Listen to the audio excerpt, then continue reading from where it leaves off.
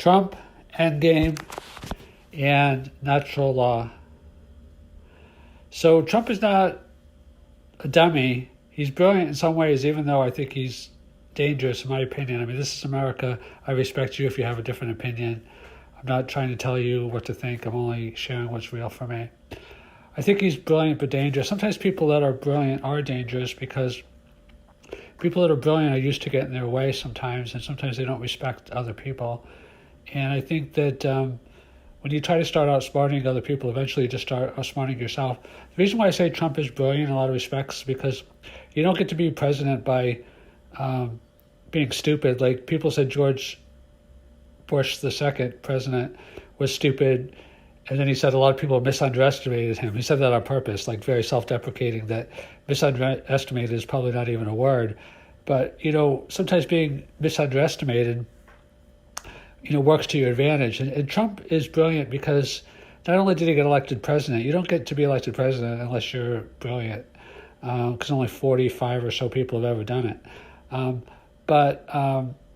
And I hope personally Kamala Harris or somebody else is the first woman president soon, because we should have a woman president. I'm not saying it should be Kamala, but I do think it would be good for the country. Not any woman. I mean, a woman that is a good president. And I haven't made up my mind about Kamala yet, actually, about that. But anyway, I'm talking now as the Capitol is starting to be cleared in a few hours. They said it's just kind of pandemonium, kind of craziness. I mean, things should never have gotten to this point. We should not have lawmakers fearing for their life. Guns drawn in our Capitol building. They say it's the worst thing that's happened in the Capitol since 1814, when the British, I guess, burned down the White House. Trump knew that this was going to happen, or hoped that it was going to happen. I mean, I'm not a mind reader, so it's possible I'm wrong. And if I'm wrong, then I'm wrong. But I believe that's true. It's my personal belief that he knew that, because it's just obvious. I mean, when you go to he's been ginning this up for months and months to get people riled up, and then he goes to the crowd, the day, at the time when they're about to certify the vote, and he says, go to the Capitol. I mean, he had to know this was going to happen. And I had a recent podcast that said, what are the odds I think that Trump will wind up with jail? I wasn't even talking about this. I was talking about, and I put it at 12 to 15%. You can watch that if you want. But the reason I was talking about his, call to the Georgia Secretary of State, which some people think is criminal and some people don't. And he's also under investigation in New York State for fraud for his business. But I think the end game for Trump is that he's probably going to run again in 2024. I mean, he has a lot of people that, support him. I think it's interesting that both McConnell and Pence, the other two most influential Republicans, both came out against him. Not against him per se, but Pence said, I'm not going to, try to storm the certification process. And McConnell said on the Senate floor that he doesn't support the opposition to the certification. So I think Trump is going to remain powerful, but I think that when Republicans start peeling off from him, and it's going to be interesting to see when the vote does take place, do the senators that were going to object to the certification and the reps, are they, after all these violent protests, are they still going to oppose it? I think it's 50-50. I mean, I think it depends what happens in the next 24, 48 hours, but I think they may oppose it or they may not.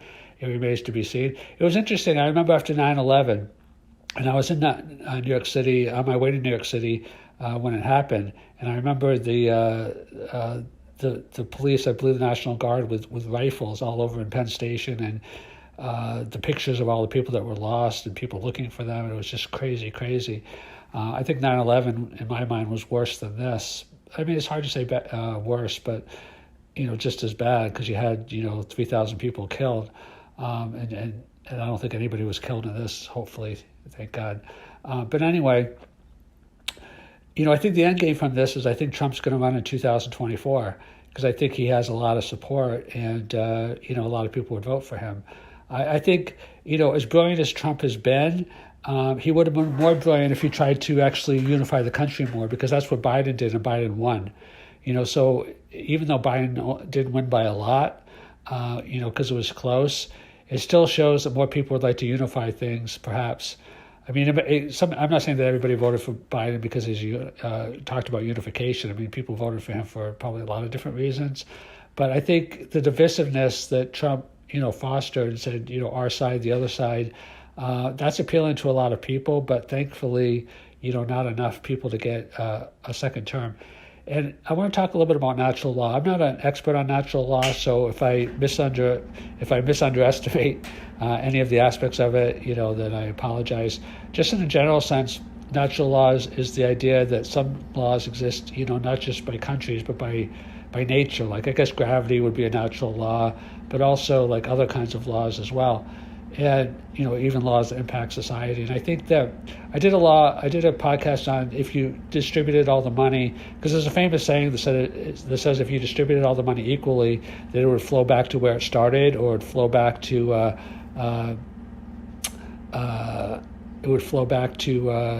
new set of people, as opposed to everybody having the same amount.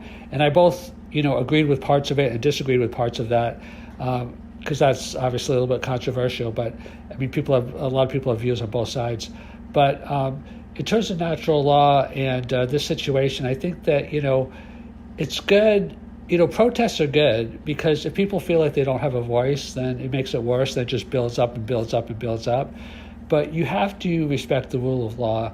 I mean, the only thing that makes America great, well, not the only thing, but one of the things that makes America great is that we respect the rule of law. And I think, I said 12 to 15% that Trump will go to jail. I don't think he will go to jail because I think that there's too many people that want him not to go to jail. And I think not only that, I don't think it's been conclusively proven that he has broken the law in any respects, but I think the jury's still out on that, and I'm keeping an open mind. I mean, it may or may not be shown in the future. But I think that, he keeps doubling down and doubling down and doubling down. That's what I said in the podcast. But at a certain point, you have to, you run out of chips to double down on. And, I think he's basically run out of chips for these 4 years, because he's Biden's going to be inaugurated in 2 weeks. And I think in terms of natural law that, we're seeing that, people can disagree, but, even we had a civil war. And, the South could have won the Civil War, conceivably, but, things have like thesis, antithesis, and then synthesis. Like there's always force, not force like violent force, but like position, antithesis, force, counterforce, or position, thesis, and again, not actual force, but just, putting an idea forward, and then a counter idea. So you have thesis, antithesis, and synthesis. And natural law, I think, basically says that, there will be synthesis. Like, even in a civil war or a revolutionary war or any kind of conflict or any kind of disagreement, there'll be some kind of new synthesis that comes out of it. And I think it's interesting to think about it.